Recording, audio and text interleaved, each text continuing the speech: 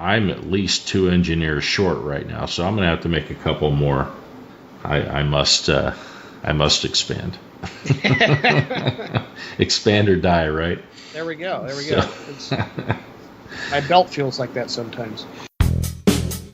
You're listening to the Goblin Goldcast with Dex and Mac.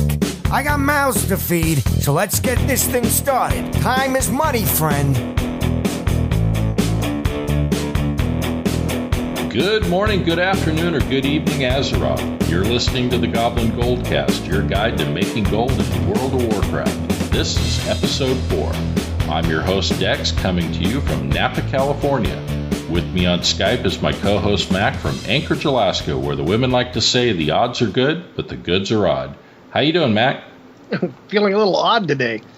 And due to some technical difficulties we had earlier in the evening, I'm actually feeling a little punchy. It's way past midnight, but we're up and running again. So, yeah, Skype has not been very good to us tonight. We still love you, Skype, just not as much as we did about 5 hours ago. There we go. So this week we're going to be talking about profitable farms post 7.0 in WoW. But first, how was your week, Matt?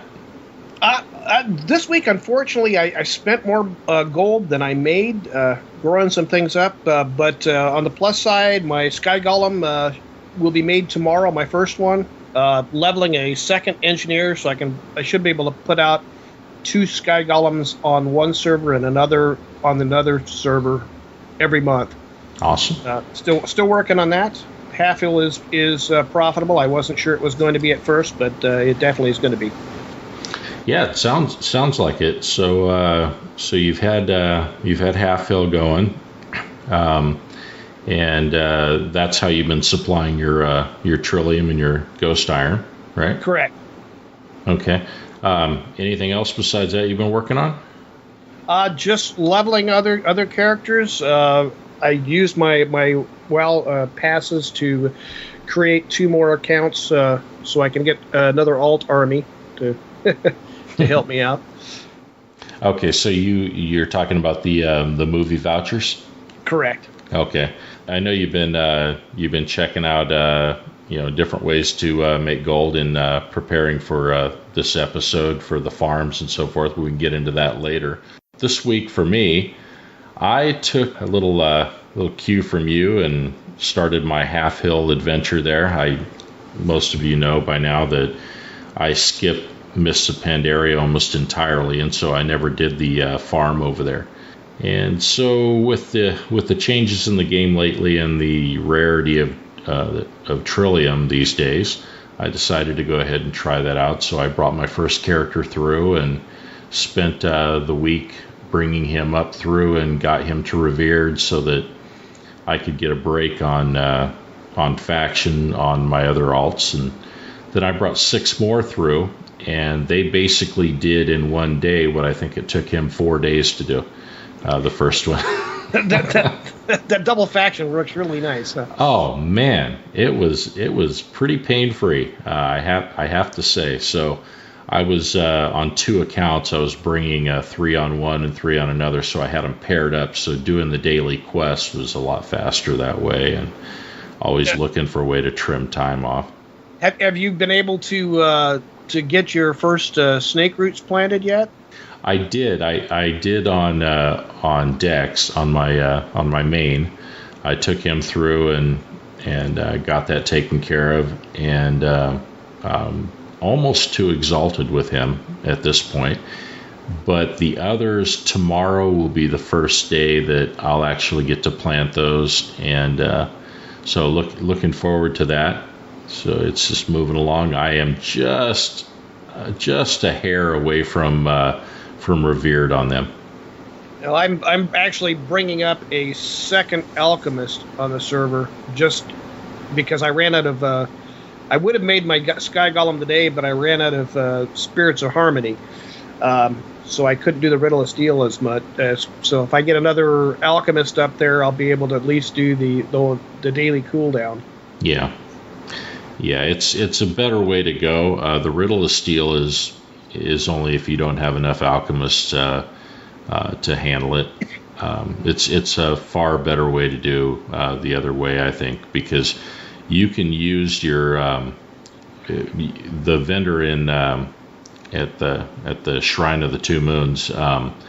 Right there, you can go to that vendor and give them a Spirit of Harmony, and they'll give you 5 black or 5 white trillium of your choice, and so that's good for if you've got an odd number, especially from the farm where you can't really control which ones you're getting. You can fill the holes that you need that way with the Spirits of Harmony, and it's a better way to go. Like I said, if you have enough alchemists to feed your engineers, that's definitely the better way to go. My alt army is a lot smaller than your alt army. I'm not worthy. But it's growing though. I mean, that's I didn't just install the game and it came with all of these alts and everything. It happened over time, but right now you've got the opportunity to really build it up because those vouchers and doing the recruiter friend make it so much faster. Oh yeah. So, speaking of which, I did that. I had 4 vouchers that I had not claimed yet of the 5 that I got from my family and I going to the movie. And so, because they were going to expire August 1st if I didn't use them, at the very end of July there, I went ahead and activated them, and I ran a whole crew through, an RAF crew through. Start to finish, it was pretty quick. It was good. I used it to do something a little different this time. I mixed and matched it. I had characters from different realms grouped together, so I was able to establish a couple of 90s on realms that I didn't previously have them on. And so what that's going to do also is when the Demon Hunters go live next week, I will have met the requirement of a minimum of level 70 on the realm to make a Demon Hunter on 2 new realms. So that helps me expand out. Nothing expands your alt army faster than being able to basically instantly make a level 100. There we go.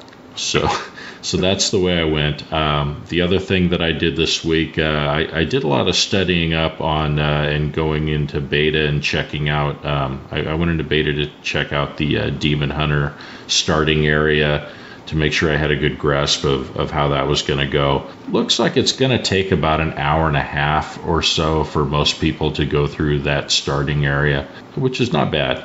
And you're only going from 98 to 200. And so you're not going very far, or 98 to 100. Sorry, 200. That's like 5 expansions from there. Right? I was about to say, I don't remember it going that high. Anyway, so that pretty much covers my week. Anything else for you this week? No, just getting ready. I'll have a little spare time next week, doing a little vacation here. So. Oh, that's right. You've got some time off, so So how are you gonna invest the time? The first week, probably just staycation, stay at home, play a little bit, test some of the Demon Hunter before I leave town, because I will not be able to. I won't have access to computer, internet. I think my cell phone may still be working where I'm going. Maybe. Well, from the 9th to the 30th is going to be the only time that the demon invasions, you'll be able to do those and collect those little shards to get the battle pet that we talked about last week. That it's going to be a limited time to be able to do that. That's going live at the same time. It's going live Tuesday as well. This coming Tuesday. And so I think we'll be pretty busy running that and trying to sock away as many of those little battle pets as we can. Yeah, and unfortunately, that Friday night, I head out of town, and I won't be back for at least a week and a half. Yeah. So we'll see. Well, I'll let you look at my gold. Yeah, there we go. I'll put it in the trade window and say, see, this could have been yours. And no? Yeah. Not that cool. Next Sky Golem is coming a little slower, huh? Dadgummit. Yeah, yeah. Well, that's the other thing that I did. I had another engineer, a second engineer that his engineering was, I hadn't touched him for a long time. His engineering was only 450, and I went ahead and had leveled him up to 90. And so I brought his engineering up, and he started the process of making his Sky Golem. And so I've got 2 going, and then I realized with the number, we figured from the Half Hill farm, I think we figured it out that once you have a fully functional 16 plot farm, that three alts in there can supply 2 engineers. So it's kind of a 3 for 2 kind of thing. And I'm going to have 7, which means that I'm at least 2 engineers short right now. So I'm going to have to make a couple more, because I won't sell it in the auction house. I'll have to use it to make Sky Golems. I must expand. Expand or die, right? There we go. My belt feels like that sometimes. Uh-oh. So like I said earlier, our first topic is profitable farms post 7.0, and I believe that, as a matter of fact, that you had a pretty good one that you've researched and everything, and I'll let you take it first because I don't know very much about this one. Well, I was checking out Naxxramas. I've heard it's a really good spot to collect gold. I had never done the dungeon before, but did a little reading on it, decided to check it out, see what happened with it after they normalized all of the dungeons. So I went over there to see how much gold I could get in a 25-man heroic. You go in there, and there's 4 parts to the dungeon. You've got the Arachnid Quarter, the Plague Quarter, Military Quarter, and the Construction Quarter. In 3 of the areas, the Plague Quarter, you have a chance to get a battle pet that drops the Blighted Spore, which gives you the Fungal Abomination. You've got the giant bone spider that drops in the Arachnid Quarter, and then a stitched pup that drops in the Construction Quarter. Okay. I got 1 of the 3 to drop, but going through there, start to finish, and the stability issues with the server lately have been kind of frustrating. Definitely. I think it took me about 15 or 20 minutes between disconnects. So it's hard to tell exactly how much time it took. Right. But I'm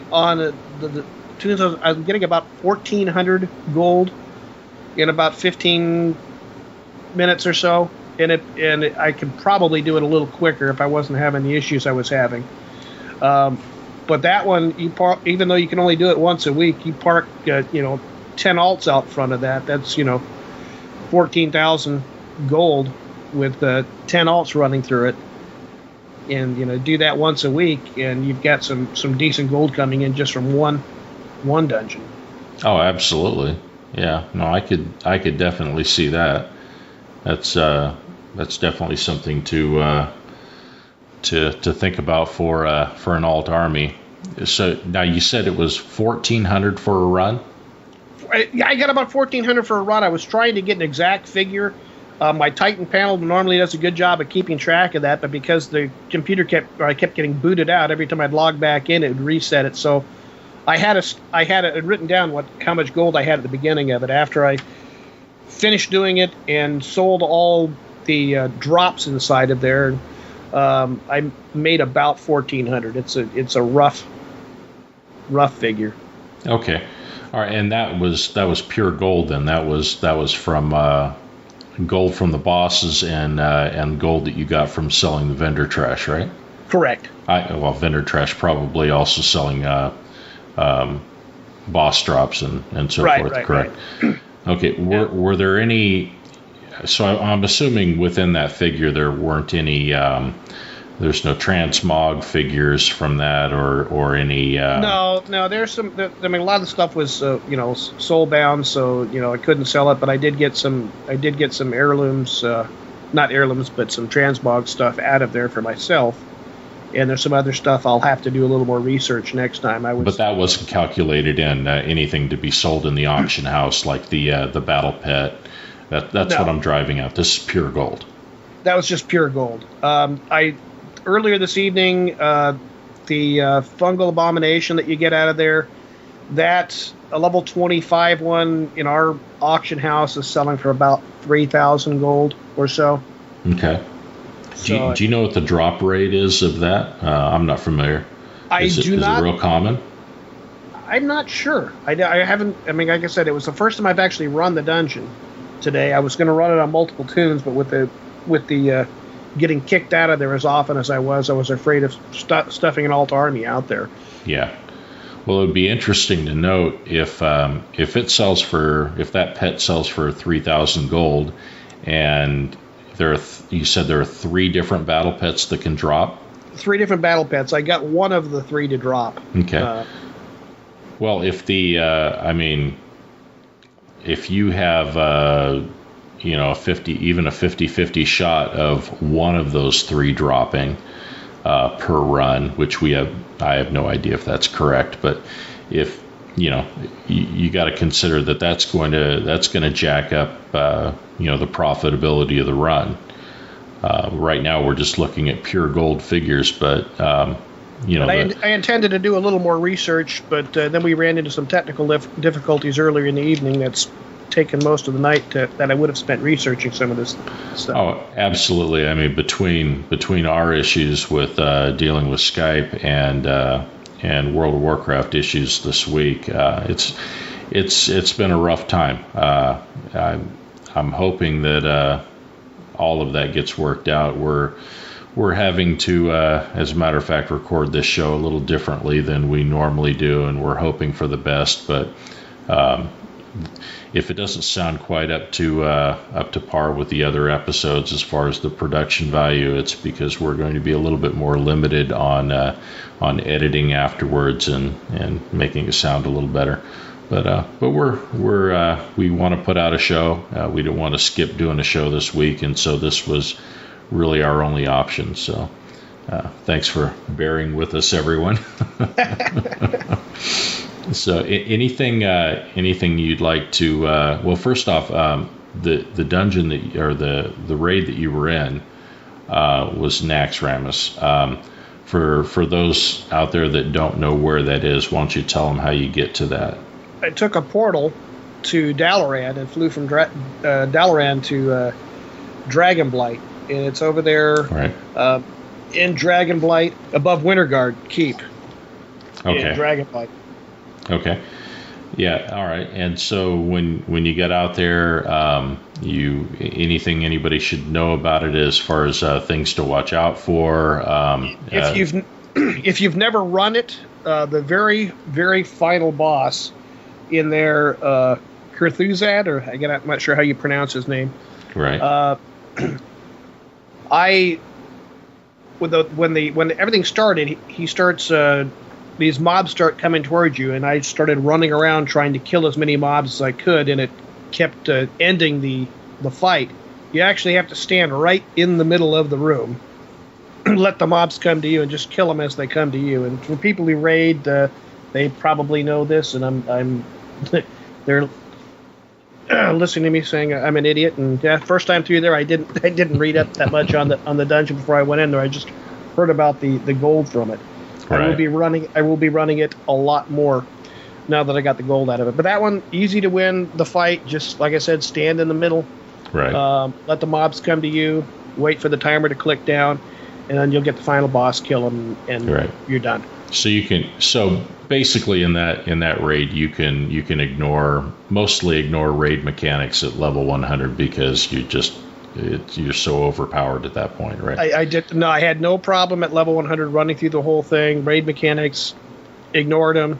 Right. Got a couple achievements. Wasn't even paying attention to what achievements I was right. I was getting. Well, I was just checking it for making gold. Yeah. The reason why I ask is because some raids, doesn't matter what level you are, it'll have a raid mechanic that kind of makes it a pain. Right. So All right. Now, the only raid mechanic that made it a little bit of a pain was figuring out that final fight. That just to stand in the middle of the room, let everything come to you. Right. Okay. Well, my first one that I'd like to talk about is doing Black Rock Depths for large brilliant shards. I've seen a couple of YouTube videos where people have talked about the best route to take. A lot of people are doing this right now, so this is not news to a lot of you. But large brilliant shards are used in the new transmog system.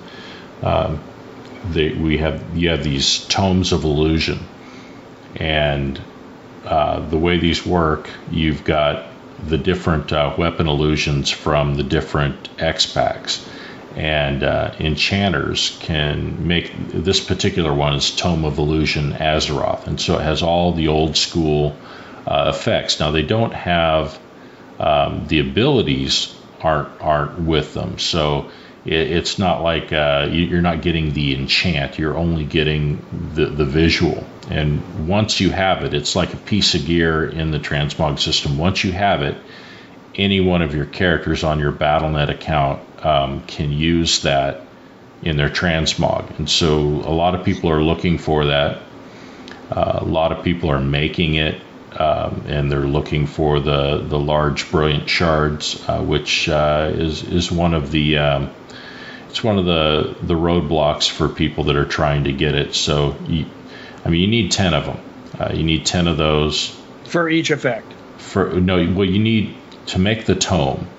Once you make the tome, it's one tome per person. So you make the tome for somebody if you're an enchanter, and then they use it. When they buy it from you, they use it, and then it applies all of those effects that were in the original release of the game, the original, the Azeroth original World of Warcraft launch.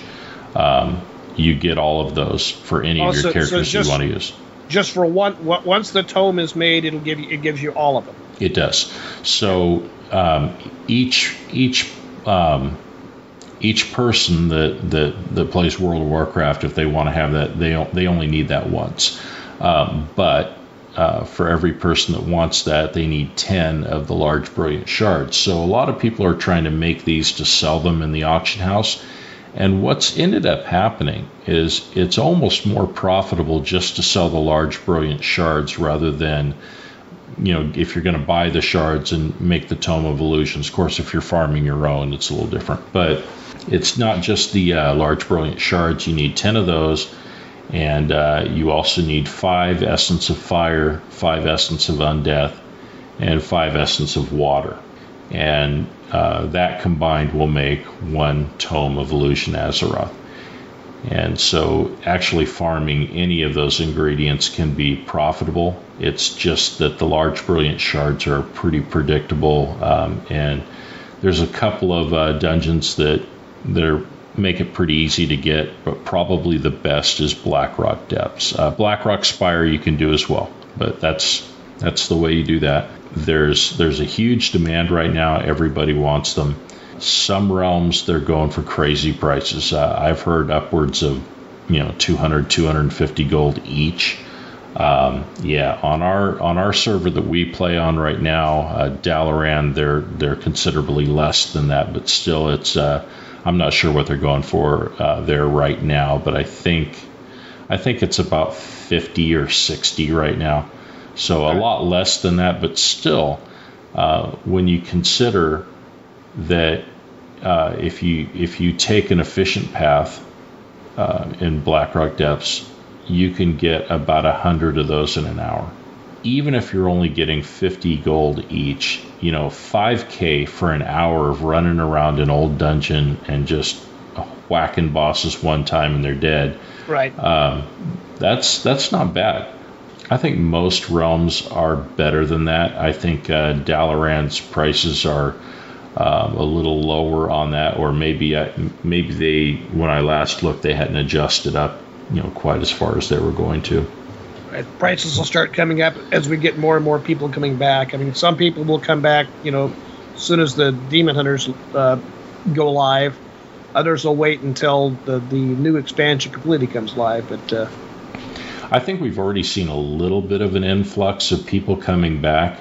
I think that's part of what the server stability issues are about. Is I think they've had a large number of people come back and they weren't completely ready for it. It's possible that I'd heard that they had a DDoS again the other day, but I'm not sure if that's true. But yeah, I definitely think people are already coming back. A lot of people like to come back at least a week or so before something big happens, like these demon invasions or the demon hunters coming back because are coming out because they want to prepare for it. They want to put together a nice care package for their new character, right, or remember how to play the game. Well, yeah, or learn how to relearn how to play the game with all the changes to the classes. Right, because if you remember, that might not serve you very well, because this is not the WoW you knew 5 years ago if you've been gone that long or what.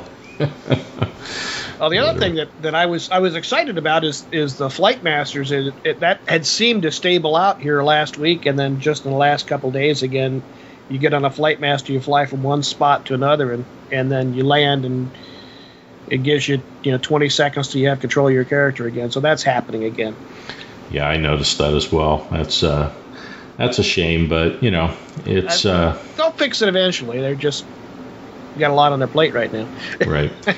Did you get a chance to try to farm the large brilliant shards at all, or I did not. I've been busy doing other things and getting myself ready for this vacation that's coming up. So I've had a little less playtime, but I used to do that dungeon so much back in the day. I used to love to go through there on my hunter, and there was I can't even remember what it was I farmed in there, but there was a mob that dropped. I want to say he dropped a rare recipe that I'd farmed, and it's bugging me now that I can't remember what it was, but I used to kill him, and then there was the fire elemental boss that his name's escaping me right now as well. I used to farm him for something as well. There's an engineering drop that drops off the one guy. Oh, crud. I'd have to get a map of the dungeon. I haven't been in there in forever. Yeah. But there is an engineering drop in there. It's funny. It's been so long. When I went in there and I tested it out, and I got quite a few large brilliant shards. I did not get 100 in an hour. I probably got less than 70, but that's more due to the fact that I was stumbling around and making wrong turns and everything, and when I haven't been there in so long, I just didn't remember my way around. But if you know your way around the dungeon, or if you do a little bit of research and learn your way around, you'll do much better than I did on that. That's that's for sure. The next one that I'd like to talk about is Bastion of Twilight, running Bastion of Twilight, the front room, with a potion of treasure hunting.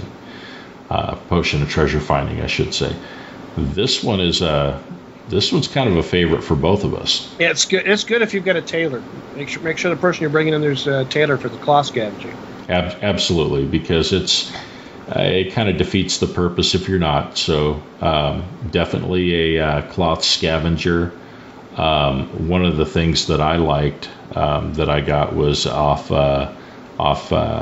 Kazakh. Got the trinket that has the leech effect on it, and right.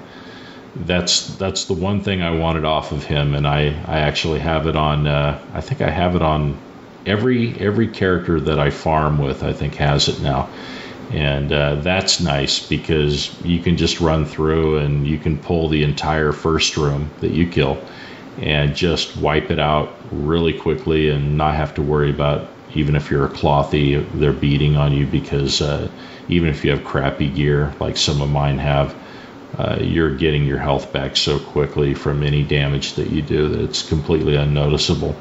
One of the negative things is the Looterang doesn't work anymore in there.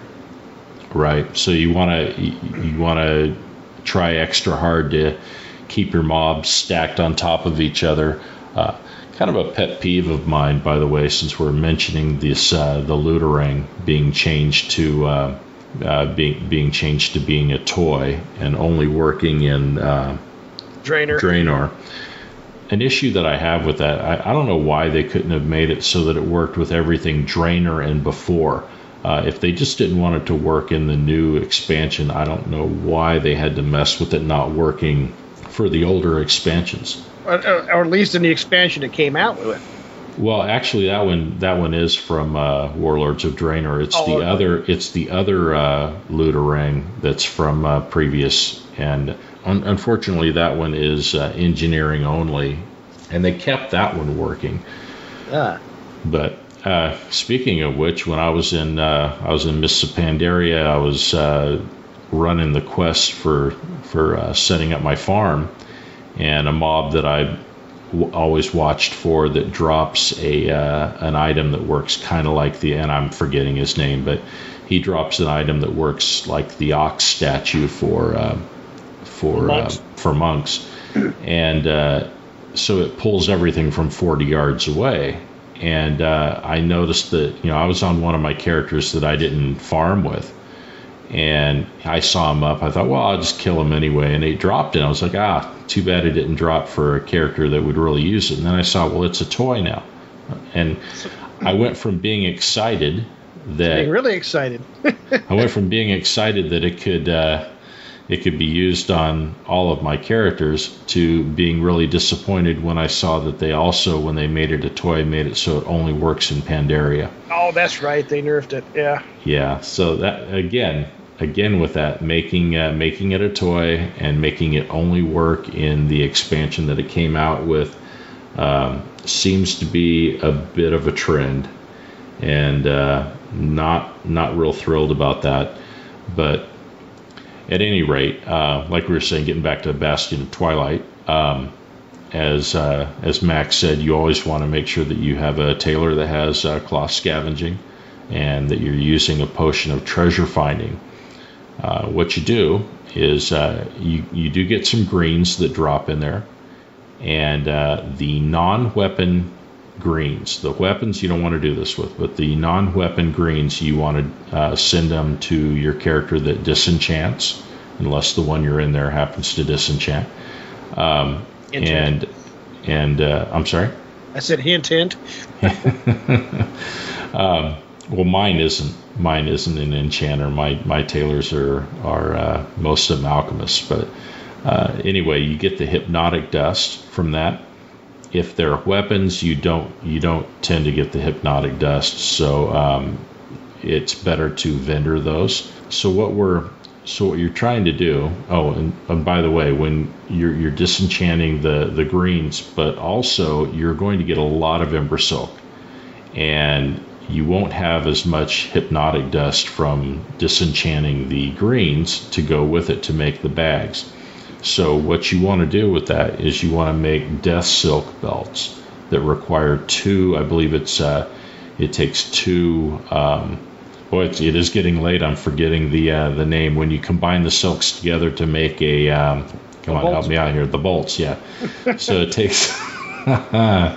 It's been a long night. It has been. It takes two of those bolts to make the belt, and it disenchants most of the time into hypnotic dust. So you want to balance that out a little bit, because you need the same amount of bolts as dust. It's 15 of each to make the bags. And the Ember Silk bags, at least on the servers that I play on, are still selling real well in the 300 to 400 gold range. People that don't want to spend the gold on a hex weave, and I don't blame them if you've got a lot of alts that you're putting bags on. They'll go to that. Most of my active alts have Ember Silk. I can make the hex weave, but I prefer to sell those, so I'm cheap, and my guys all carry Ember Silk. I go even cheaper than that on mine that don't do much. But but they have to earn their keep. They haven't earned Ember Silk. Ember Silk is for closers. So That's right. So anyway, you need 15 of each to make the bags. Now, when you're running your potion of treasure finding, it's not like the one that was nerfed from Pandaria that only lasts 20 minutes. This one lasts for an hour, and it will not take you an hour to do 10 runs. If it takes you an hour to do 10 runs of the first room of Bastion of Twilight, you're doing it wrong. You should be able to do 10 runs in about within 20 minutes. You should be able to do 10 runs. 2 minutes per run is reasonable. I do it in a little bit less than that, but I don't try to do it for less than that. 20 minutes for 10 runs is just about perfect. I camp out my character to save the potion until I'm able to do 10 more runs, because you hit that 10 instance limit. Right. And then I log back in. I do something else on another character during that time. I come back, do 10 more runs, rinse and repeat, and do the final 10. And then when I'm done, I've always got more than 3,000 silks after I open up all the treasure chests. I've always got 3,000 plus silks, and for an hour, and that's real decent. In addition to that, in the tiny treasure chests, you're also getting ore and volatiles, right, that you need to make true gold. And I still do not have the Vial of the Sands recipe, so I'm not able to make it. I'm still trying to get it. I'll get it eventually, but in the meantime, I can make a lot of true gold, and true gold does sell in the auction house, so your prices will vary from realm to realm, but definitely worth doing and selling. And if you get volatile water from there, volatile water and even volatile fire in a lot of cases sells for a decent amount in the auction house as well, if you decide you want to go that route. So that's pretty much that camp. I know you've done it a lot as well. Anything you'd like to add to doing that one? It takes me a little longer to close it. I'm still trying to do it on Frost, and I know you do it on your Arcane Mage, so you do it a little quicker than I do. Like we said in the previous podcast, I always try to do things the hard way.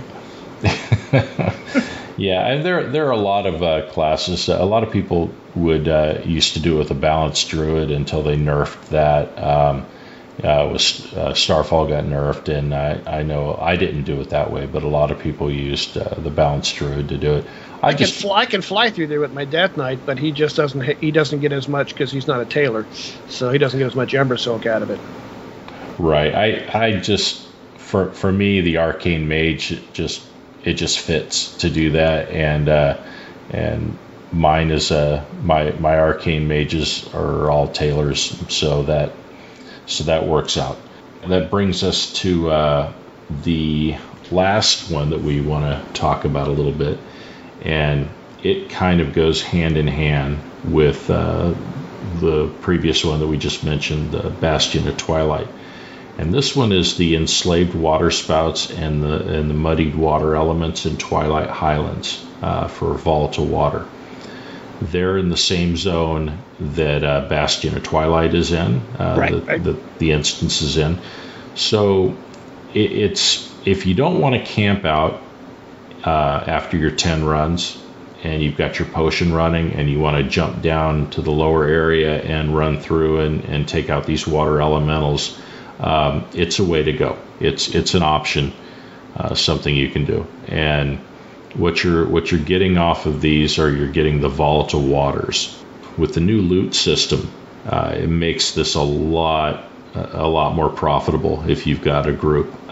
People will form groups where they'll have a group of 5 people, all from a different realm, and they'll run through. Everybody gets to loot everybody's kills and all of that. They're doing that with a lot of things. And as a plus, if you're all from different realms, nobody's competing with anybody in their auction house. Correct. And I think we're going to see more and more cross-realm grouping where that's the rule. It's really nice to be in a situation where you can form a farming group and you know that there isn't a situation to where you're going to be competing with that person in the marketplace after you're done. It really makes it nice. I can't say enough about that. So yeah, combining that with Bastion of Twilight, nice little option. I still prefer to camp out and save my potion, just because I can do those runs so quickly. And I've tried, and I can't do the water elementals fast enough to warrant doing it that way. And I like, once in a while when you find out the hard way that you've hit your 10 instance cap. Auto run sucks sometimes. Yeah, you go right off the top. Something that I should point out, I talk about doing your 10 runs and then camping out and then coming back and doing 10 more. But one thing that I should mention, if you raid and you also are kind of a goblin and you like to spend your time going after gold, do yourself a favor on raid night. Don't do this on raid night. Don't do this and do 10 runs. Get yourself locked out of instances. The raid starts and you can't go. That's right. Your entire guild will laugh at you, I guarantee you. You won't be laughing. So you don't want to do that to yourself, because remember, your instance lockout is not just for the character that you did the run on. It's for the entire account. Now, it's not BattleNet wide, so if you're like me and you have multiple accounts within the same BattleNet, each WoW account has its own lockout for instances. Correct. So that's important to remember. So I end up getting to do twice as many. I have 2 accounts that I keep active, and then I have a whole bunch of recruiter friend accounts that come and go. But for me, in a situation like that, I'm getting 20 runs an hour, which makes it even more profitable. So, anything you'd like to add to? Have you done the enslaved water spouts and the muddied water elements at all?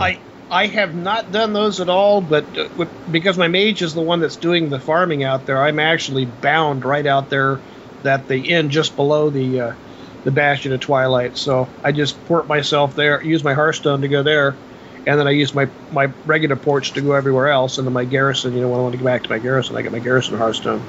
Oh, okay. All right. Well, that definitely works. We're going to just to let you all know, we're planning on doing more of these. There are still a lot of viable farms out there post 7.0, and in the future, we can talk about a few others. Yep, I'm going to keep checking on things. I have a little time next week, and as vacation starts or the staycation starts, I'll be checking out some of the other normalized dungeons, figure out which ones are going to be worth going through, which ones aren't. Again, you can contact us on Twitter. We're on Facebook. And if you have any questions or suggestions for us, if you have a gold making camp that you know about, you'd like us to know about, you can get a hold of me at mac@goblingoldcast.com. Okay. And our website is goblingoldcast.com. And we're also on iTunes and Stitcher.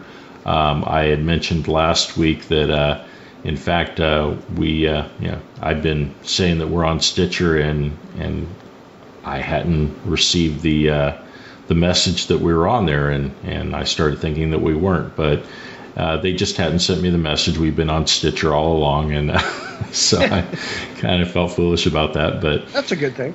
Yeah, so we've been there all along, so we're on both. So definitely show up there and subscribe, and let us know what you like. Let us know what you don't like. And just a spelling thing real quick, Mac at goblingoldcast.com is MAC at goblingoldcast.com. I've had people misspell the... There you go. Add a K in there. Yeah, and I know he mentioned this, but definitely, if you have any suggestions, any ideas, anything, send it to him. He's going to go through all of that and forward it on to me, and then he and I will go over it. And I'm still working on getting a few things on the website. One of the things we're planning on having on there is a voicemail feature, so that we can get your feedback directly that way. So it's been a late, long night for us, and you can probably tell by our voices we're not our chipper selves, but starting to get a little punchy. Than where we were about 3 hours ago. Yeah. So the whiskey is calling to us, and bed is calling, but I don't know which is I'm going to answer the call to. Do you? I've got scotch laying right next to me. There you go. Well, Okay. I know it's 2 a.m. my time, 3 a.m. your time, and I know you're heading out of town tomorrow. Yeah, definitely. All right. Well, listen, next week, what we're thinking about is, we'll be recording our show, should be recording it the day after Demon Hunters go live. So we are planning to have a Demon Hunter special episode. That's a little preview of what we're planning. And we will see you all then. Take care. Have a good week.